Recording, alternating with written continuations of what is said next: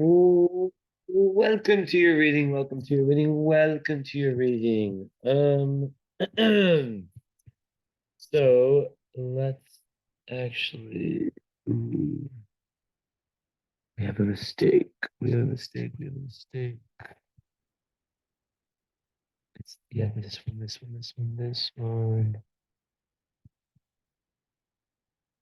Hold on. I am okay. They put eye drops like a Rema as our. I don't smoke weed. I just have really fucking bad allergies. Anyways, okay, I'm gonna go off camera and just present. I lost my voice last night working, just so you know. But I can still talk. I can still do it. All right. So first things first, I know this is for someone that doesn't understand astrology. So what I can tell you, my friend, is just a little bit about me, which I usually don't do, but I am French American. I grew up in the US. I live in Romania now. I travel a lot. I'm I'm definitely the most normal, um, straight male astrologer ever or in the world. Um, I used to be like, I've been, I like, I used to be like a party guy and I still go to like electronic music festivals. And I guess I'm saying this all like to explain that at one point in time, I did have a mom that um, was into shamanism, but never shoved anything down my throat. But my life just kind of I have a whole book I wrote about it, so I'm not gonna get into it. But um, things just kind of happen. That's kind of how life is. And here I am. Here I am. So I guess in me saying that, I just completely understand thinking astrology is bullshit. Thinking astrology is bullshit. Like, the way it's presented in society, it's just so stupid. Like, I would, like, like, I would not believe that shit. Just the way so many people talk about it. But the thing about astrology, just like so many of the best things in life, is that there's the surface level BS, but it's really beneath the surface where you find the gold. So in your chart, right? Looking at, and your girlfriend will, kind of explain you some things. Not gonna give a full on lesson, but basically, basically, your sun is wow, it's actually exactly conjunct your moon. So your girlfriend can tell you what that means. It doesn't really matter, but it just it means that you'll probably like if there's any astrologer you're gonna listen to, it's gonna be me. Um, because you your sun being my moon, like it's just like we get each other, like we'd be friends if we knew each other in real life. um, so your Sagittarius sun, and your moon is in the sign of Aquarius. So this is a really amazing combination. And I would say like I really think it's a great combination. Part of that is because I it's pretty similar to mine, but no, I'm just joking. Like basically the sun is the masculine part of you and the yin yang and the moon is the feminine part of the matrix.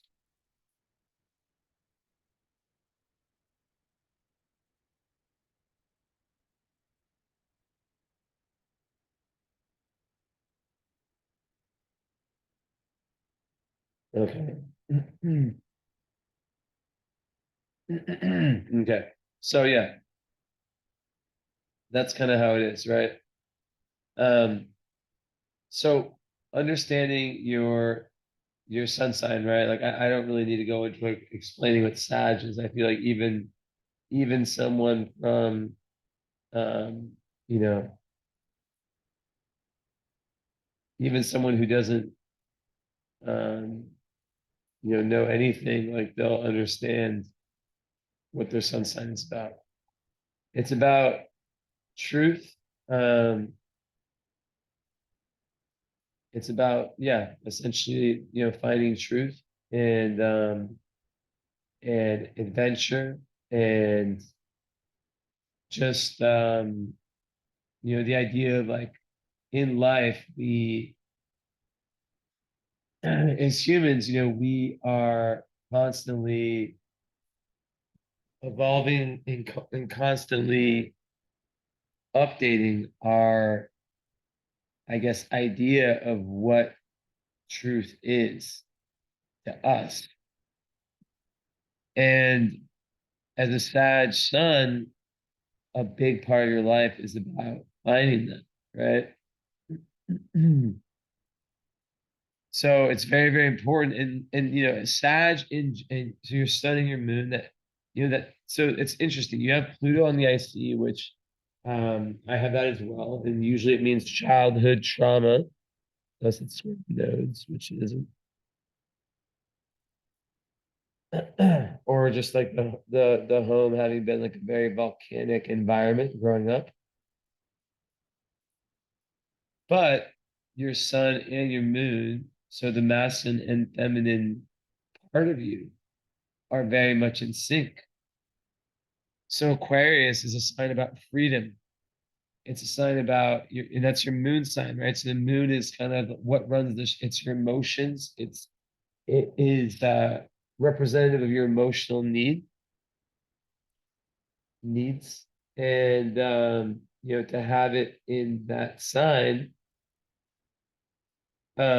Aquarius moons are not always the most, I guess you'd say, emotionally expressive. Um, like Aquarius moons, like it's very interesting because they they can definitely be very, very humanitarian and care a ton about different causes and big picture stuff, and like it's almost like incredible how some of them are, the sacrifices they're willing to go through. But then when it comes to, their personal relationships, it can be difficult. Um, there can be a little bit of apathy. But at the end of the day, and let's see with your,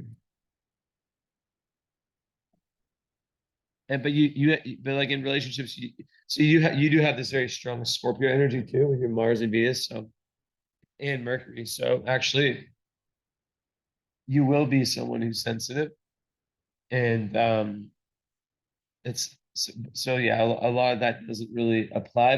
But I guess the thing with air moons is like there's an emotional need for communication. There's an emotional need, for friends. It's usually like they really want to be able, like, it's all about being your authentic self. So you're a very free spirit. Like you have energy that's very much, let's see, is there anything holding back? Ooh, Saturn opposite Sun. So you're 72. So probably when you're around 30, 31, you probably felt like, like a real opening up. Um, because yeah, because Saturn opposite the Sun can really be difficult. Um, and yeah, it can just make someone make it difficult to feel that Sag sun, right? So Sag and Aquarius is a match made in heaven. It is all about, both are all about freedom. So I always talk about relationships and just like, people who are good fits. Um, so, for someone like yourself, it's all about, you know, like being eccentric and individualism, like really finding your individual self. Um, your North Node is in Capricorn, interesting. So you're here karmically to learn responsibility and to shift more towards your masculine energy. Um, and to take on responsibilities and really learn like soul maturity. So um past life wise, I look at astrology in that way, with lens of reincarnation, with the philosophical, underlaid that we have different lifetimes. In these lifetimes, we accumulate karma, and through in our present lifetime, we are not dealing with all the karma from all our lifetimes. We are, the birth chart is a lot is explained to me, um the type of karma that's being dealt with. So you know definitely, it can be difficult with, like, so actually, yeah, hold on one second. I'll go in a sec. But yeah, overall, like, with a Sag Aquarius, it would be impossible for them to be with anyone clingy. Um, they really want to go with the flow in life. The Sag Moon is all about traveling, exploring different cultures. It's all about acquiring more wisdom. It's all about, just like always growing. And the thing to watch out for is dogmatism. Low vibe Sag can be dogmatic. Um, and Aquarius sometimes can be God complexity, not always, obviously, but everything is about probabilities, and those are just like high Aquarius is very, very beautiful, and it's an energy that cares a lot for the world and for humanity, and wants to find friends who they really, really connect with on that deep level. So, and who allow, like, they're here to like learn how to be themselves. So the moon in the seventh house can be a little bit like, I always give warnings of codependency with that, which is interesting based on what I just said. But overall, even as Aquarius moon, there is this sort of,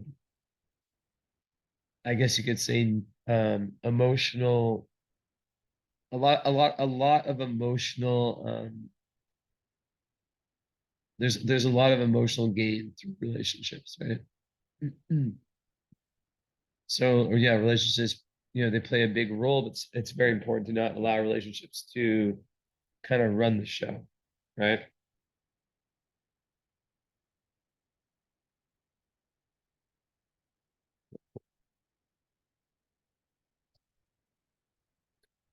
So, and then the sun's in the fifth house with the vertex. So, with Neptune, woo. So that, I don't know if you're a creative person. The way I define creativity is, in this case, is that you are here to understand, like, you're here to really understand yourself on a deeper level. Like, the idea of, as children, we're pure, right? As children, we're in our instincts. We're not trying to, like, no super ego. Like, we're just being, we're just completely in our instincts. And then sometime in life, we move away from that, right? So true creativity comes from, on some level, being able to reconnect with the weirdness and the childishness, right? And with the sun in the fifth house, that can mean a lot of things, but it means that fun, creativity, letting go is meant to be something, very important in life. Um, and the fact that Vertex is there in Sag, It's crazy. You can say whatever you like. I don't know if this like what impact this reading will have. I'm not like the narcissistic, but what's crazy, I've never, maybe just actually, yeah, maybe actually, that recently, the vertex of astrology represents a fated point, and it's during times of need that we tend to meet people with our vertex energy. So, guess what my moon is? And I hate talking about myself in these meetings. 21 Sag, exactly his vertex. It's crazy. And he makes some more.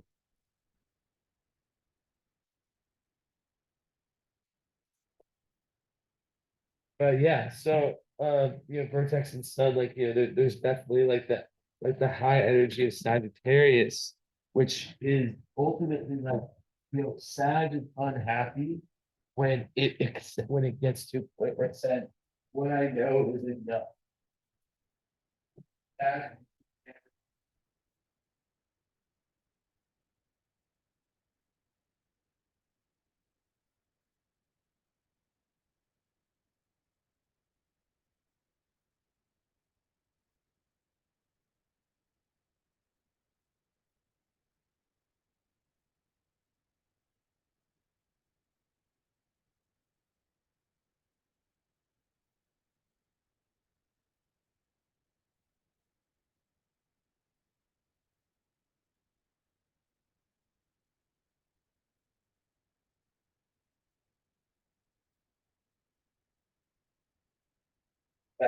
that, I know who I don't know that,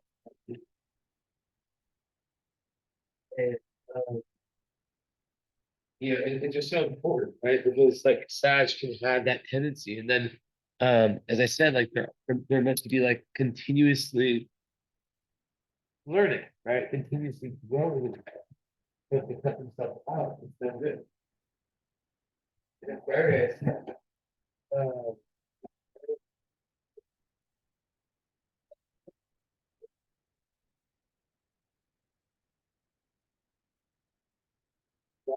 right? Uh, Individuality and so the Sag side is like, okay, I want to go, I want to conquer, I want to be the adventurer, so life is meant to feel like an adventure. And for Aquarius, it's like, you know, um, I want to be a very unique person, right? I don't want to live by rules, very rebellious. That's another thing, very rebellious. And it's very important for Aquarius moon to understand that, you know, they're not meant to be like everyone else, right? So also, there's this very strong Scorpio energy they'll get to, but I want to say that um this is a really, really beautiful conjunction of Jupiter and North Node. Um, it's a really great karmic.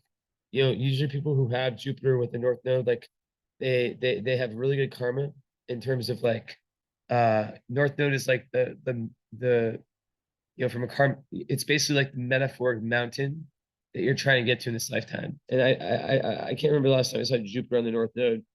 I was actually synchronistically listening to a video about it today, and um, it just like makes someone very, very popular.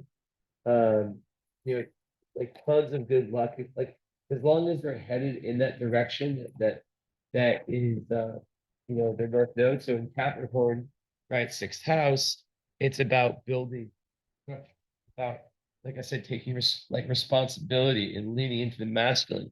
The South Node in the 12th house in Cancer means that there is a karmic tendency to allow yourself, um, like to not have, like to not be in your masculine energy enough, right? So in this lifetime, you have to be in, or you don't have to do anything, but the more you can be in your true, like divine masculine energy, the better. And 12th house South Node, sometimes it's like past like energy of like, oh, I know all the great things that can get me to where I want to go, but no follow through. So Capricorn sixth house, Virgo, Capricorn, North Node is like, you know, about really, really, really like following the steps and it's almost like being your manager, you know, like thinking of like you yourself as a soul and the human that is you and be and like also like having like another part of you that's like this really really good manager. But yeah, Jupiter on the North Node, like that's amazing. Um, and when you're headed in, so it could also be like someone who's meant to, you know, to be very, very successful. And you know, maybe it could even be in the business world, you know. It's not always like I'm not gonna say with everyone I read astrology that they're meant to be like, you know, this or that. Like, um, really is a beautiful thing. Um,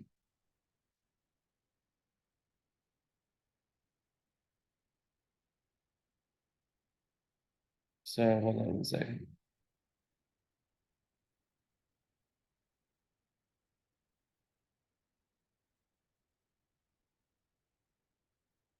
So, um,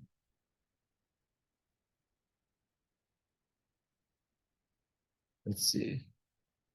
Where do we go from here? So yeah, we'll wrap back around with that. You know, the Scorpio energy, um, it's this very, it's, you know, having Mars, Venus, Mercury, all in Scorpio in the fourth house, it creates this energy within you that is so like it's like this probing energy, right? Um, this energy that doesn't miss anything, that wants to go deeper, that wants to go beneath the surface.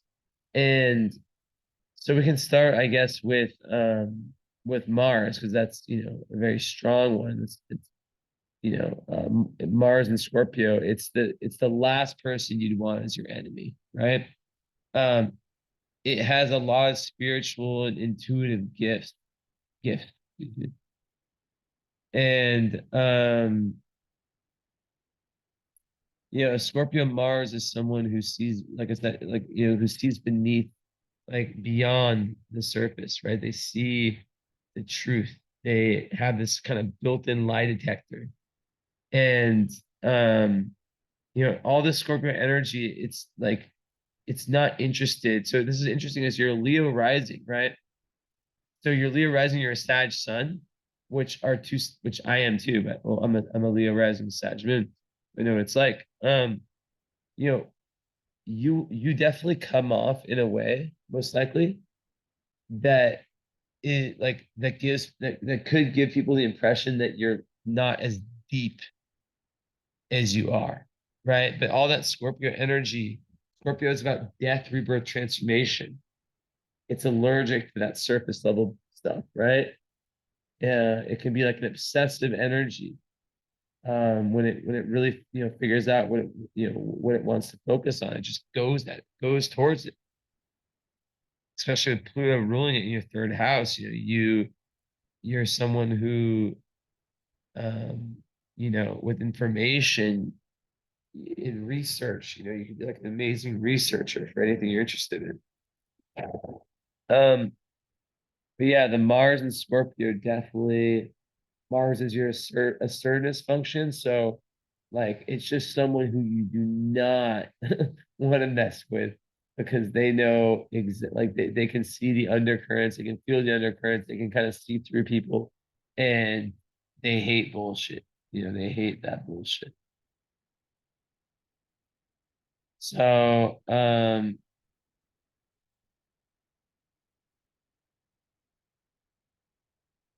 yeah, and then having Venus there too with Mars, I mean, that, you know, usually creates someone that's very, very sexual. And that's another thing about Scorpio is that with your Venus and Mars there on a romantic level, it's very, very intimate and it makes someone really want to like the idea of like two souls becoming one, whatever the fuck you want to call it, you know. Um, just this real, real intimacy and this real need to like have this deep, deep, deep trust. Um, so yeah. um, with with the Mercury also there and the Juno, I think that, for you romantically, there is definitely this aspect of needing to feel safe with speaking your mind and speaking your darkness. And there's also a big need to surrender, like because romantic stuff can be, it can kind of get to a point where I guess like, and if there isn't this sense of surrender, right? And what I mean by that is surrendering the ego. There can be like these very manipulative battles, right?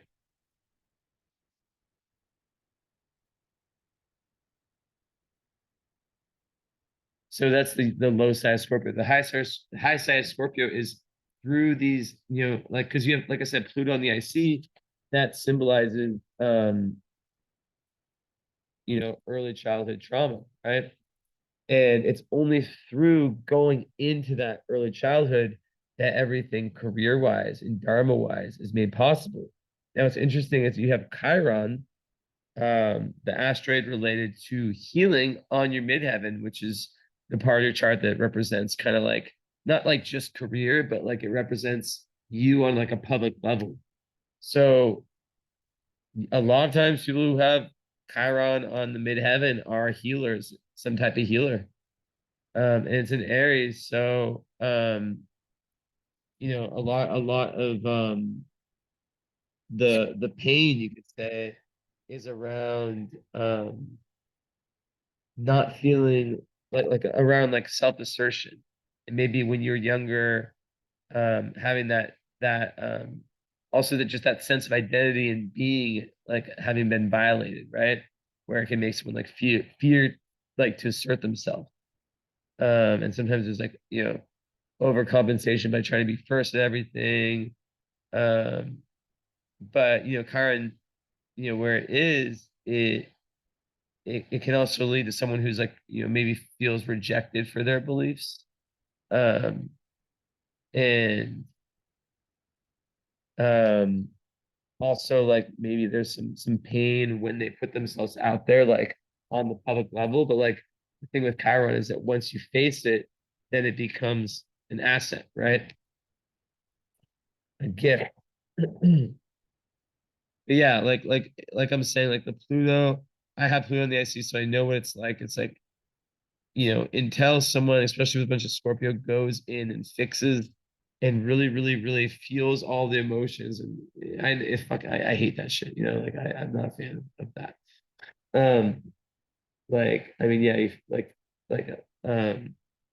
then therapy and stuff, but yeah, there's a big need to let go with all that Pluto Scorpio energy. And then that Plutonian Scorpio person with Scorpio, they realize like, wow, I'm fucking powerful, and all that power is internal. I don't need to project it outwards. I don't need to try to show, because it's this battle between ego and soul, right? What the soul needs and the ego wants, and that's why Scorpio goes in two different directions, right? The ones that stick to ego, it's bad. The ones that understand, okay, like it's more about my metaphysical value than my physical value, those are the ones, and the ones that are able to let go of resentments, especially early in life, right? That's massive. So um yeah, I can't say enough like how the combination, so the sextile between your sun, your moon, not always, but there's usually a tendency towards at least the parents having gone along or having like a similar worldview. So like when you take in the messages from both parents, there's some amount of overlay, right? Um, so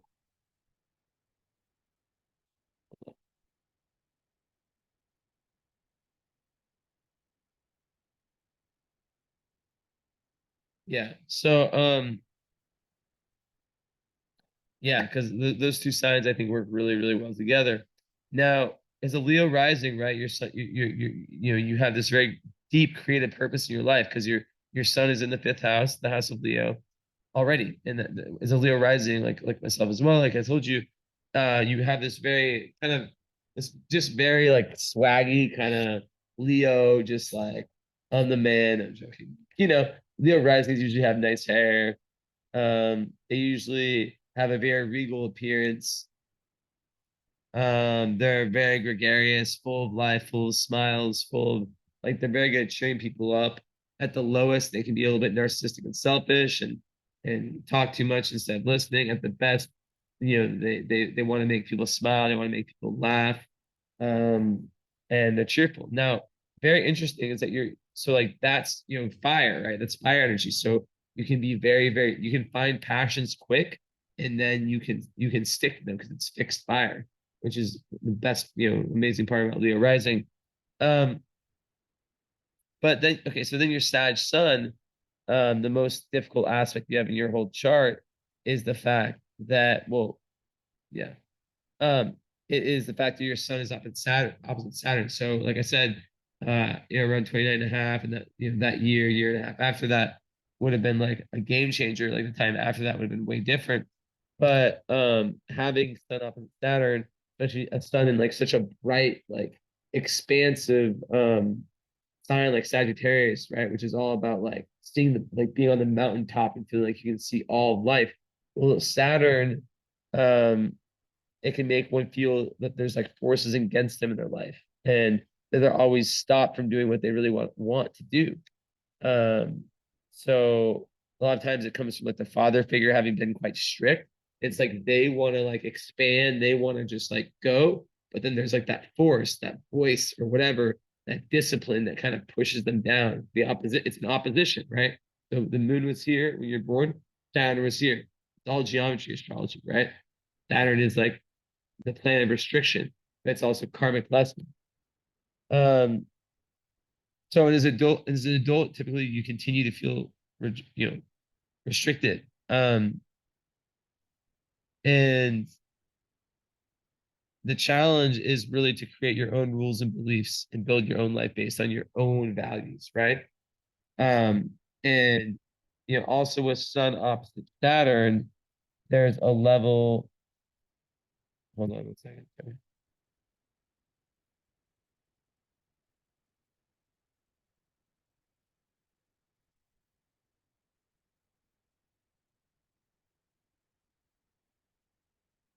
Yeah, so it's just like it gets a lot easier. Everything with Saturn gets better with age, and then you're able to be like this very like like responsible and serious person. But sometimes Sun opposite Saturn can make someone too serious. But the fact that you're Leo rising, it's kind of interesting. And I think that maybe Leo and Sag can be overly expansive and overly like like, oh, let's do this, no, let's do that. And sometimes they can get them in trouble because they can take too many risks. But the Saturn would definitely make one more conservative. Um, but yeah, usually there are lots of like hardships with that. And it can have like a very like inhibiting effect to like like someone's sense of self and self-esteem issues can come from it. A lot of times like with Sun opposite Saturn, like the father was either absent or just like very weak presence. And it causes a person to really grow up quickly, right? And maybe like very mature beyond their age kind of energy, where like maybe even when they're young, they like to be around old people.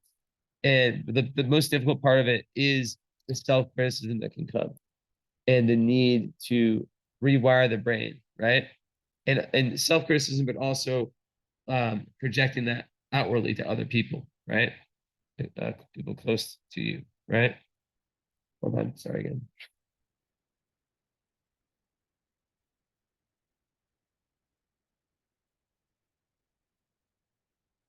Sorry.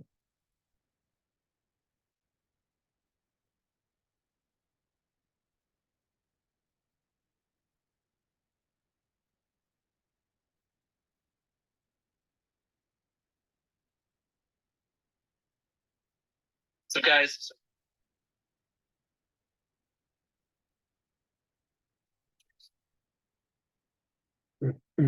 anyways, so Yeah, it's like some people with this, they can feel like unlovable.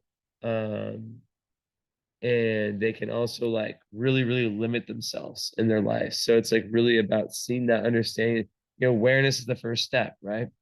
Um, so yeah. Um, but it's also a very good one for critical thinking, and it makes them very, very hardworking, very studious. So lots of very, you know, successful people have this, right? Um, lots of achievements and recognition, high potential for that. Because it's like the first 30 years you have to work so hard. And then like it's like 4 steps forward, 3 steps back, 5 steps forward, 6 steps back. And then after the Saturn return, like at the start of the 30s, um, it's like 5 steps forward. Oh, no fuck shit, maybe once in a while, but you can, and then you keep that determination without the Saturn. Um, okay, so Moon is square Mercury, so that makes someone very indecisive because there's there's always weighing the pros and the cons, um, and it's like feelings, which is Mercury, and or feeling thoughts, which is Mercury, feelings, which is the Moon. The emotions are at odds, right? So it's all about learning compromise, and I always call it like it's like having a constitution of independence. I don't know how to say it. Like, a constitution of yourself, of your morals, of your values, and making decisions based on those, being very clear on them. Um, so also, Moon is square Venus, so that can make it difficult to express feelings in relationships. And that's also the Saturn can make that also.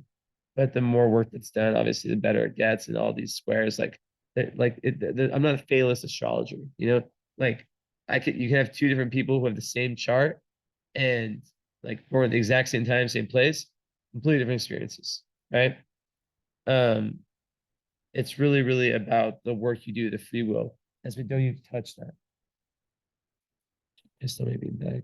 Um, so yeah, sometimes people that they don't feel like they can be themselves with loved ones. Um, so it's really about it's tough. Like they have to learn to like really reveal their true feelings and really really get it out. And then it's very very good relationship. So Moon trine Mercury, that's an amazing one, or Uranus, excuse me. That is just like very very good for having like very unconventional ideas. If you meditate and you just close your eyes and get good meditating, you'll have just down what I call downloads, what you can call just like where they come from, ideas that just feel like they got planted in your brain. It makes one like very very um unique in terms of like the ideas they have, and they can really express themselves in very unconventional ways, but it doesn't piss people off. That's the cool part about the trine. um so yeah, no tough, really really tough aspects to the Moon. Let me just double check that though.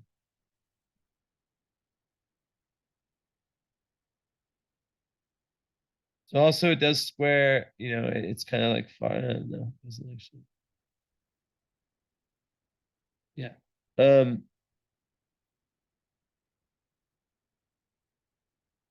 okay, yeah, so the Sun, like I said, so there is like it's trying Chiron, so that's like someone who is very empathetic and understanding, really, really good at actually putting people at ease. So you do have healing talents. It could be a part of your life purpose. And then Uranus sextile the Sun is awesome because once again, you have Uranus, you have your Sun and your Moon, the two most important planets, in a nice aspect with Uranus. So you are someone in Uranus rules Aquarius. So you're someone who's really able to be their own person and not just like be like following conditioning, think for themselves, think outside the box, kind of ingenious kind of energy. Um, and then you have Mercury conjunct Venus. That's such an amazing aspect. In Scorpio, of course, right?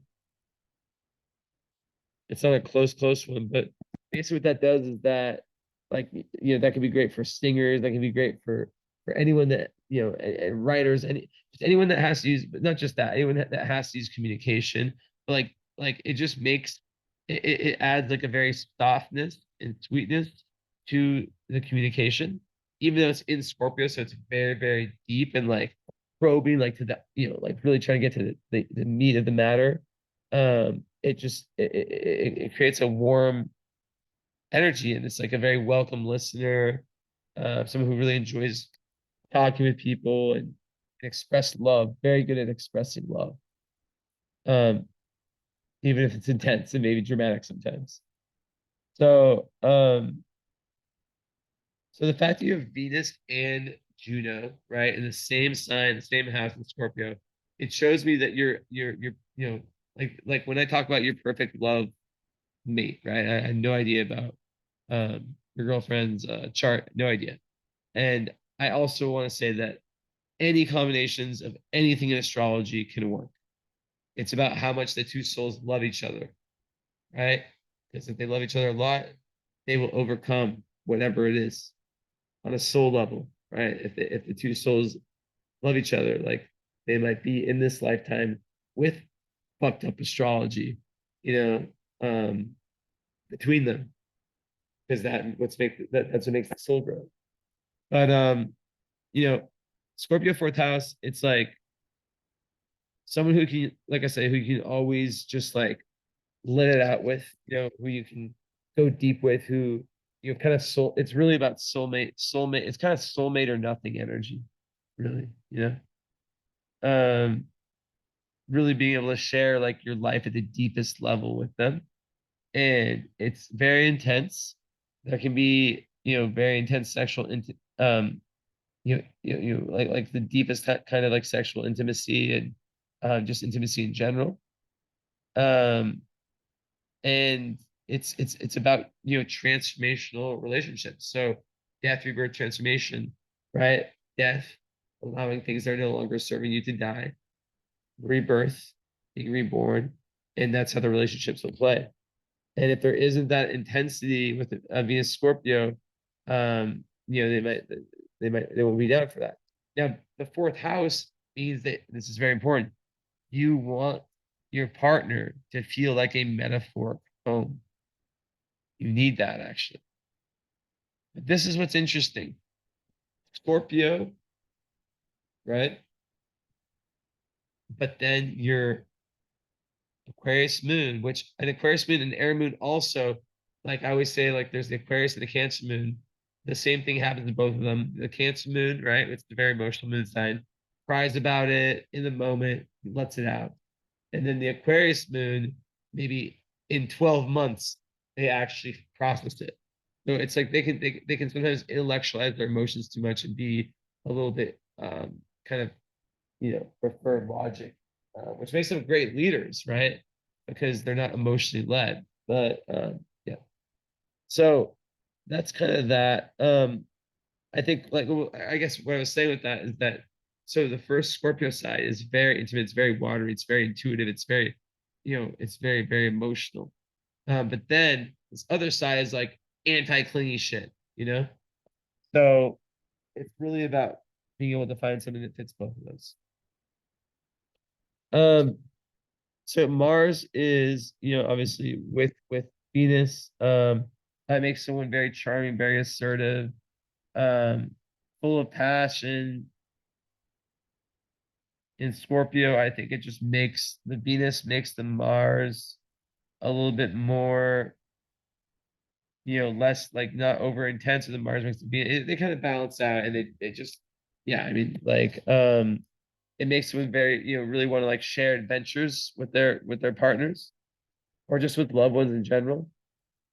Um, but what can happen relationship wise, it can create very high expectations and disappointments because of that in relationships.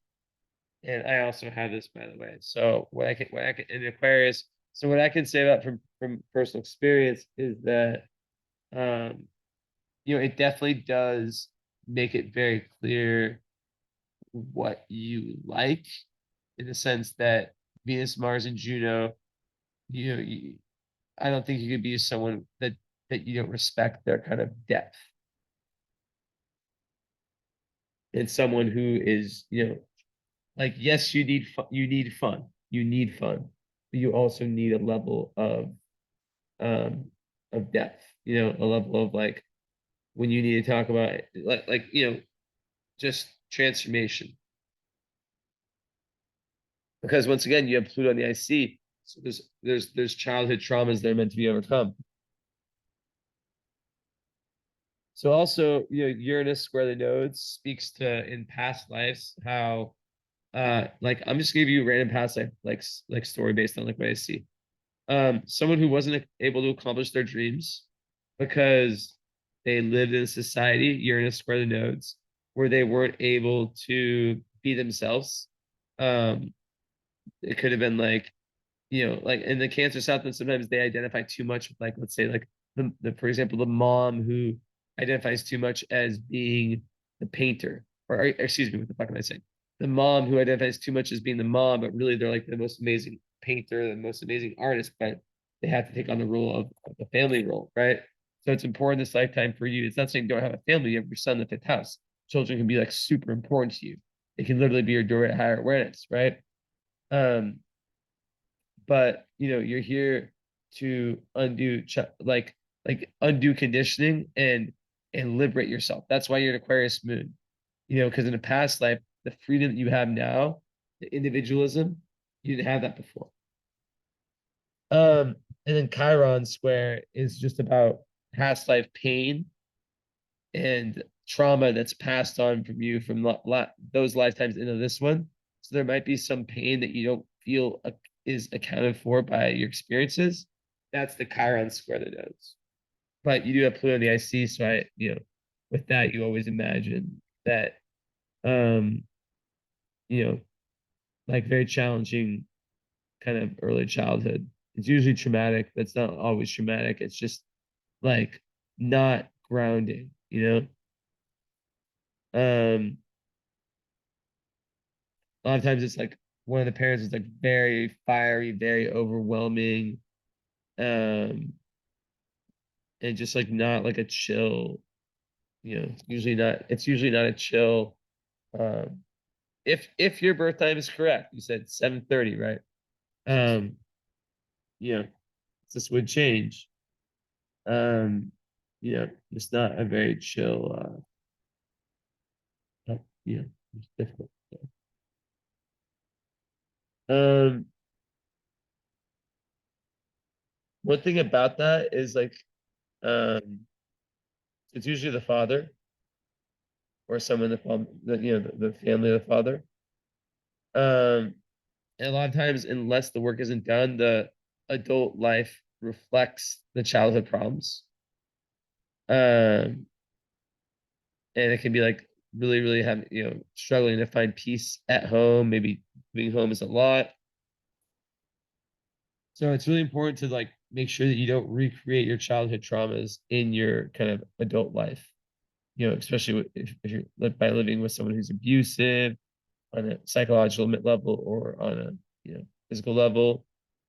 And the challenge is really to kind of assert your own rights with your family without resorting to like aggression and like lower energy, and without becoming the victim, right? What else? Yeah, so really like it's like not being victim, being creating boundaries. Yeah. Because like you don't want to perpetuate the traumas. But also, as you mature, one thing I found about this Pluto energy is that it can be like the greatest source. It can be like this tank, this like little ball of energy that can just take you to wherever you want to go. Like they can give you just the extra energy force you need. Um, so yeah, and a lot of times it influences like the choice of career.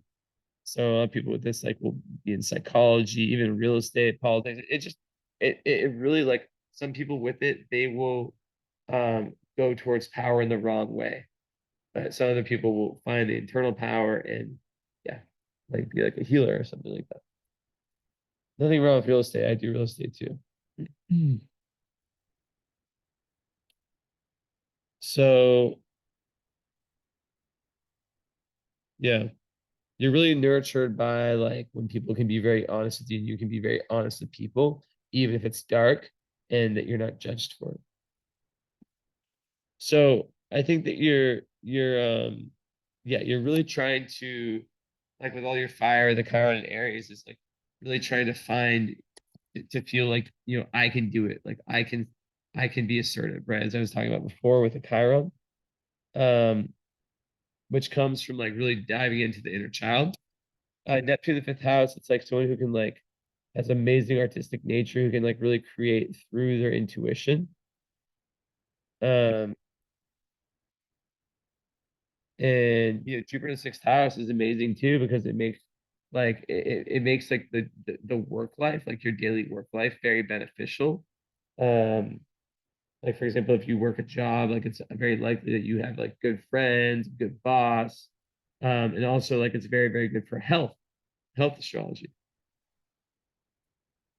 So, obviously don't muck around and take it for granted, but Jupiter in the sixth house is a really, really good indicator for a long life and very, very healthy. Um, but yeah, it's good for the daily routine as well. Animals could be really, really help you really, really kind of grow spiritually, or just like they can have like a big influence on you, like a very expansive like influence. All right, so Saturn this in the 11th is very interesting. The way I always see that is like it's kind of like with friends. So sometimes like there's like a delay until later in life for their like grand life purpose. When it comes to friends and groups, it's like kind of like fewer but better friends, right? Um, I noticed that Saturn 11th, like they can be very, very careful, sometimes too careful when they're making friends. Um, but with all your Scorpio energy, right? Like, you're usually right. You can see through people. You can see through the bullshit. So, a lot of times you probably don't want to concern yourself with that stuff. Also, Venus trine nodes, like, I think that your relationships in this life, like that's showing that they're very, very karmic based on past lives, in a good way. It's not a square, it's a trine. So, you'll get lots of you're like each relationship will be very karmic with a goal. So, Uranus in the third, fourth, and Placidus. I mean, like one way to look at that is like someone who had to move around a lot as a kid, and who might have issues like kind of like with grounding themselves. And you lack Earth in your chart too, like I do. So there's like extra care needed when it comes to grounding yourself, right? To feeling like you can be the same person day after day. It's very difficult. So yeah, there's like this extra work that's needed to kind of like ensure that you feel grounded and that you can feel um like you can feel consistent because people without Earth, like so like routine is super important to you. That's why that Jupiter is so important. But yeah, with the other thing with the Neptune third house could be someone who just has like just like this very quick and original, like out of the box thinker, like almost just like really seeing beyond and seeing ahead. It's really great. And Pluto and yeah, so there can be some stuff going on with the siblings if you have siblings. Um, there can be power struggles, or there can just be like a very unusual relationship. So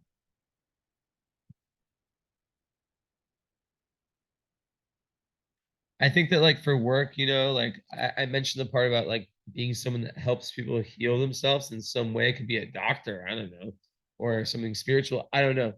But midheaven is in Aries.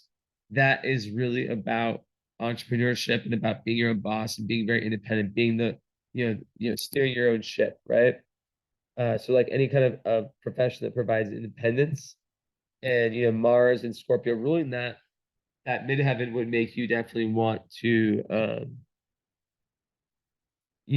to have kind of like a depth to it where you can like learn about like I don't know, like forensics or something like that. I don't fucking know.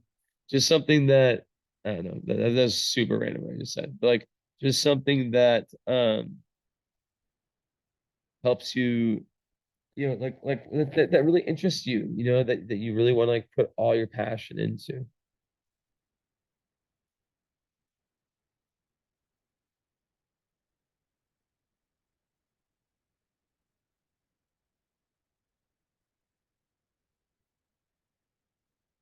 So,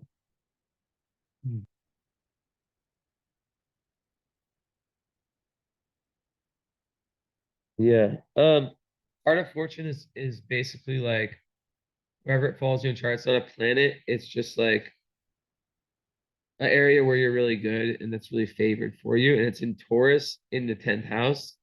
So in the Placidus, it would be 11th house. And basically, it's just like when it's basically like when you're ground, like for you, joy comes when you're able to ground yourself and when you're able to like be in your body and understand like like go hiking and be in nature and find like really like finding peace with what you're doing career wise, what you're doing big picture wise, not just career. It could even be money, and just enjoying the finer things in life. But if it falls in 11th and Placidus, it would be around you know, finding that real solidity with friends. And then let's see.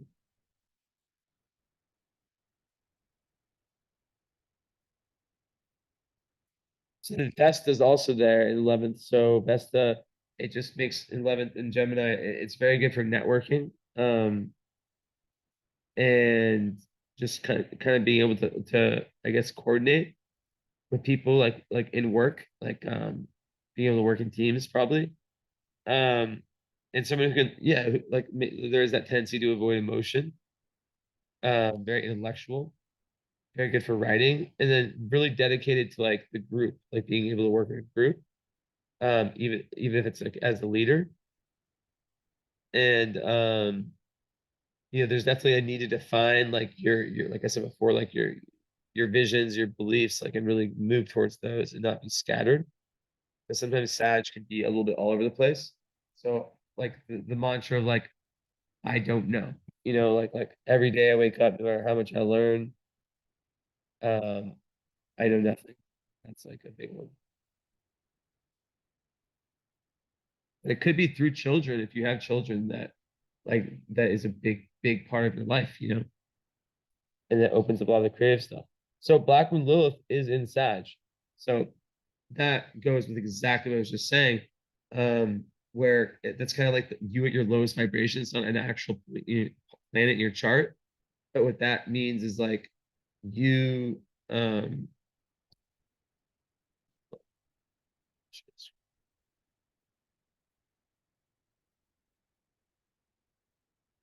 so what that means is that people who have that sometimes can be like they spend so much time in finding truth that they can sometimes like try to force it down other people's throats.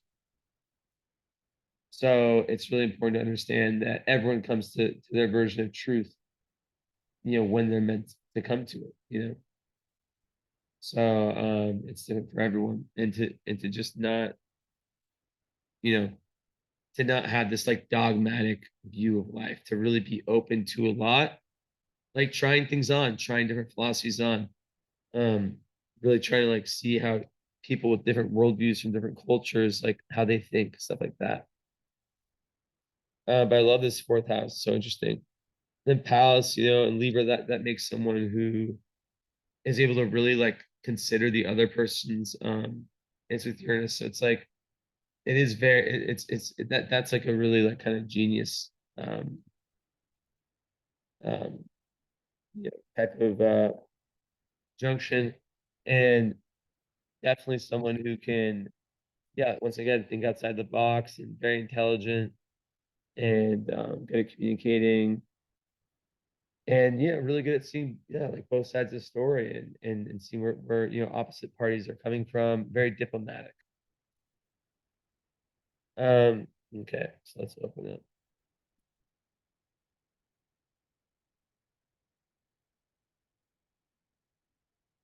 Also, Eris is on the midheaven, so like that just gives us like real powerful energy. Like people see you as like a very powerful person, but like I think with your career and like what you do, it's really like important for you to once again with the North Node journey towards Capricorn, take responsibility to it's like being your own metaphorical father in this lifetime. Um, and let's see here. And with Eris, it can sometimes make someone like very, very like volcanic.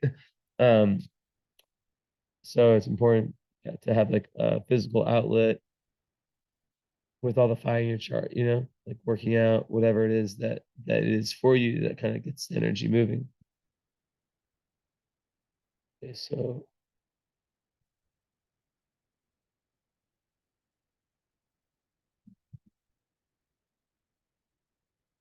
yeah, definitely like tons of leadership. Altair is very much about leadership. um,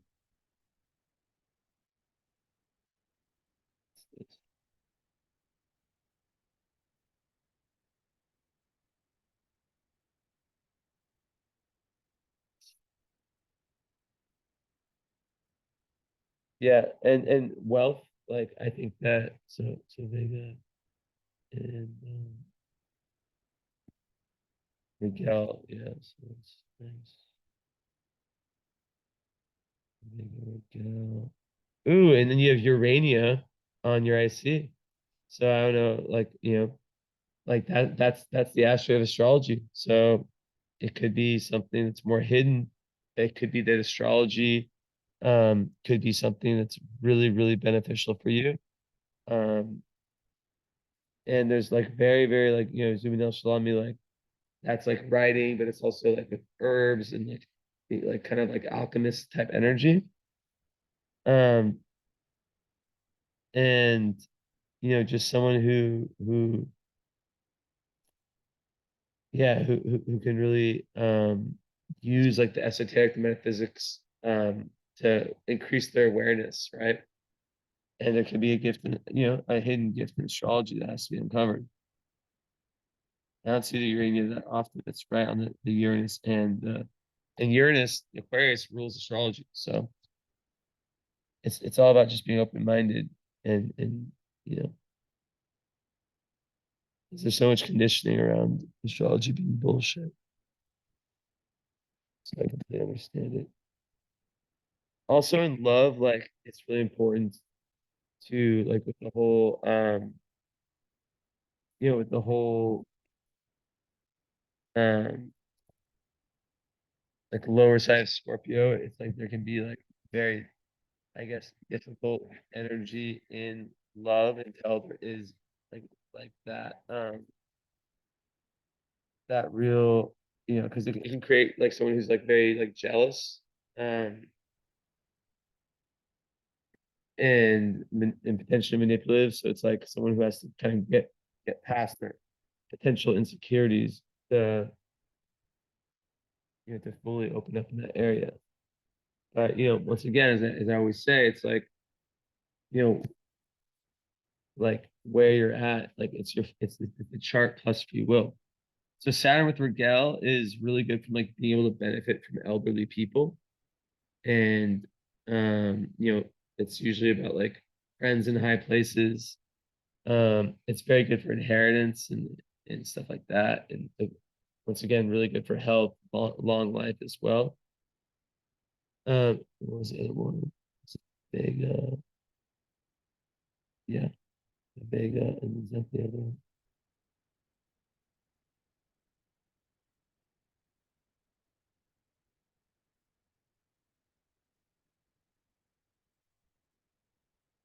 Oh,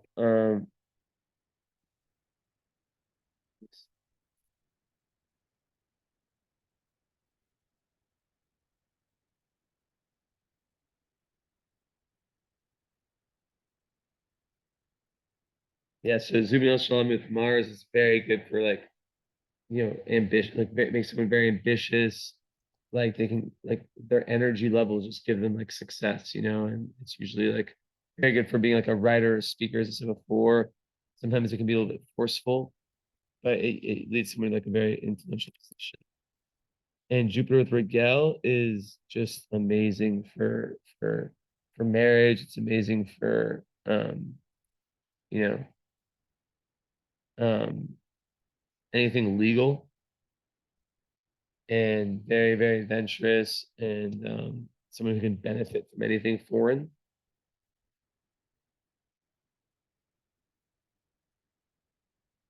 Let's see.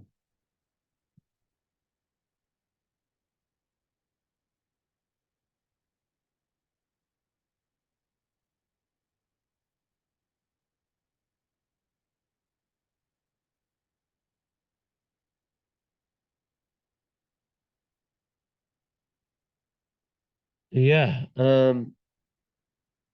that is essentially all. So, with the Scorpio energy, it's just really important to surrender, the idea of surrender. And like a lot of men in today's world that have a lot of Scorpio energy sometimes, because it is so much about sharing emotions and getting the bottom of them. So it really is a very a chart that's really much really about transformation, and that most likely it was not easy early on in life.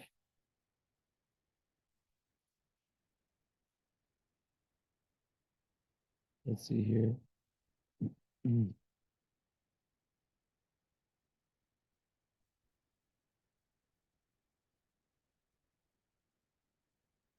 Yeah, and then Neptune trining the midheaven and the ascendant, it could speak to someone who wants to, like, through their career, through their dharma, do something that's very, very much linked to compassion, um, in some way, right? Can take on a million different. It could be creative, artistic, whatever it is, but who wants to give back? And here,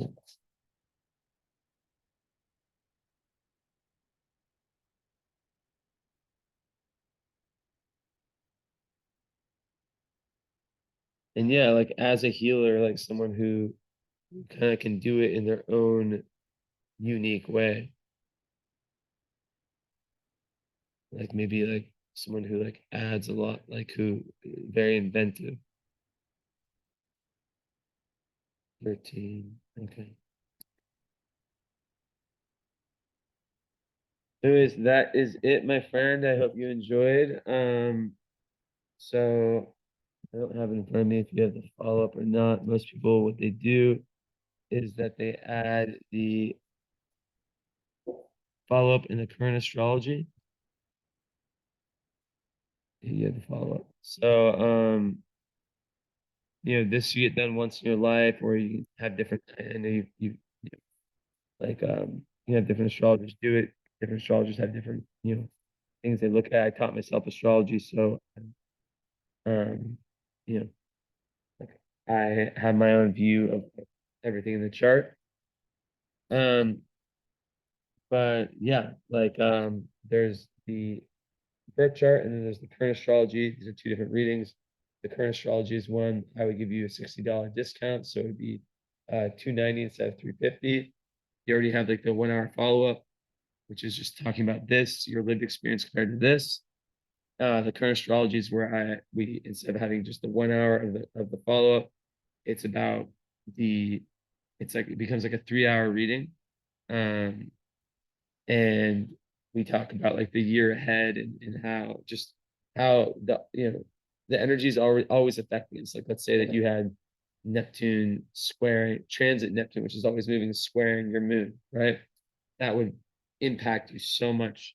It's really, really important not just to know about, you know, the birth chart that is the blueprint of the lifetime, but also the kind of transiting astrology, and I use everything: transit, solar return, regressions, like a lot of astrologers will have like a different reading charging for like each every one. I do it all in one. So let me know if you're interested in that. Besides that, thank you so much. And talk to you later. Ciao.